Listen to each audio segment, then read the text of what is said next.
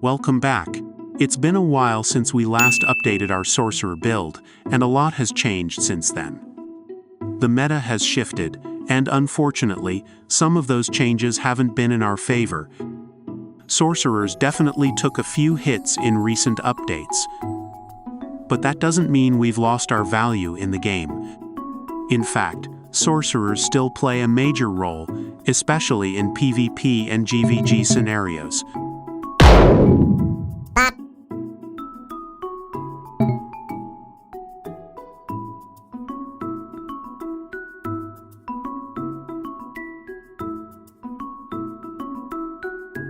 Last time, I mentioned that we were working on a utility Sorcerer build. But after thinking it through, I realized it required a massive adjustment.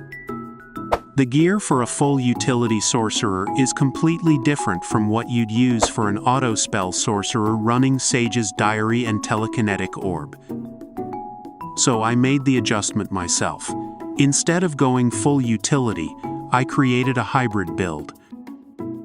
It's not a pure utility setup in terms of gear, but I did invest in some defensive items to help us survive longer in PvP and GVG.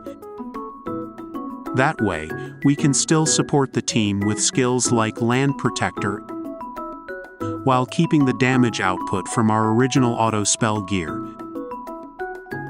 Now you might be wondering, why focus on survivability instead of pushing for more damage? The reason is simple. Sorcerers have become noticeably weaker in PvE content. So, rather than investing more resources into boosting damage for game contents where we're no longer as effective, it makes more sense to shift our investment toward survivability, especially where we're still valuable, like in PvP and GVG. That way, we're making the most out of our Sorcerer build while redirecting any extra resources toward building a Warlock, which is currently more effective for PvE situations. Before we dive into the full build details, quick shout out to LDCloud, the tool I used while testing and refining this setup. Tired of your phone's limitations? Or perhaps your PC struggles with demanding emulators? LDCloud offers the solution, a pure cloud-based Android system that runs on powerful servers, freeing you from devices' limitation. No need for high-specs computer or mobile phone. Your game will be installed on their server, not on your device. You can run multiple apps and games simultaneously with no problem. You can run games 24/7, play anytime, anywhere, without worrying about your battery. LDCloud's cross-platform feature lets you switch between devices seamlessly. Never miss out on those experience points, grind wherever you go. Try it, register now. Stats. We're still sticking to the auto-spell build when it comes to stats, but this time, we're making a few tweaks to help with survivability.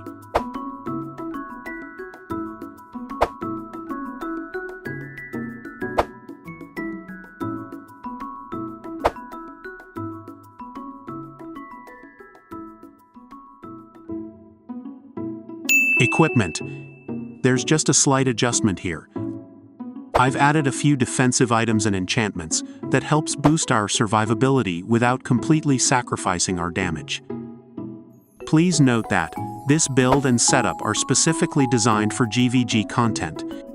If you're planning to use this for PvP, please note that it might not be as effective, especially since guild rental equipment doesn't work outside GVG maps.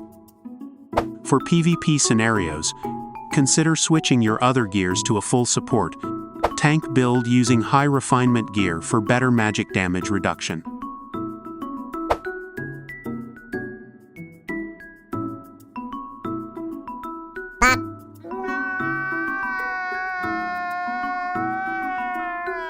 Aesir Monument. Before we dive into skills, let's allocate runes in the Aesir Monument first. These are the runes I prioritize. Element Concentration. This gives an additional 20% damage boost to your lightning bolts. It's a solid pick to enhance your burst potential. Wind Damage. Stacking wind damage complements your lightning bolts well, increasing your overall DPS. Earth Field, Coagulation. I highly recommend maxing this rune. It petrifies enemies who stay within the Earth Field for 3 seconds. This is incredibly effective for crowd control and disrupting enemy formations. Water Field, Freeze. This gives a 30% chance to freeze enemies inside your water field. It's especially useful in choke points during guild wars or when you're defending. Plus, it doesn't cost blue gems, so you can spam it freely. Black Hole. Another great crowd control skill. Once enemies are pulled into the vacuum, they're disabled for 5 seconds. They can't attack or be attacked. Maxing this rune increases the number of targets affected, which can be game-changing in large fights. Magic Rod, Empower. This gives your Magic Rod skill an additional flee boost, making you a bit harder to hit, great for survivability. Fog Wall. Use this to reduce your target's hit rate. Just keep in mind that many players at this point in the game have high hit stats, so its effectiveness may vary. Auto Spell Runes. Definitely max this one. Your bolts gain a mini stun effect, and the higher the proc rate of your lightning bolts, the more you can lock down your targets with stuns. It's great for interrupting enemies and gaining control in fights. Optional Rune, Elemental Field Resistance. This rune adds up to 24% damage reduction for the corresponding element of your active field. For example, Water Field boosts your water damage resistance while inside it, which helps against water-based attacks. However, this rune is situational. In most Guild War scenarios, you'll be using Earth Field to counter elemental skills like Meteor Storm, rather than switching to Fire Field for fire resistance. Since it only reduces damage from the same element as the field you're using, its utility can be limited. Consider picking this based on the specific content or enemy setups you're facing. Now that we have a clear idea of how far our gold medals and contributions can take us, we can move on to allocating skills. This way, it's easier to identify which skills will gain additional effects from runes, so we don't end up resetting over and over again. I placed 1 point in Flammable Net. This skill is extremely useful in GVG, especially for catching roamers that manage to sneak past. So I recommend putting at least 1 point into it. Super worth it for utility plays. I'll just show the full skill allocation on screen so you can follow along easily.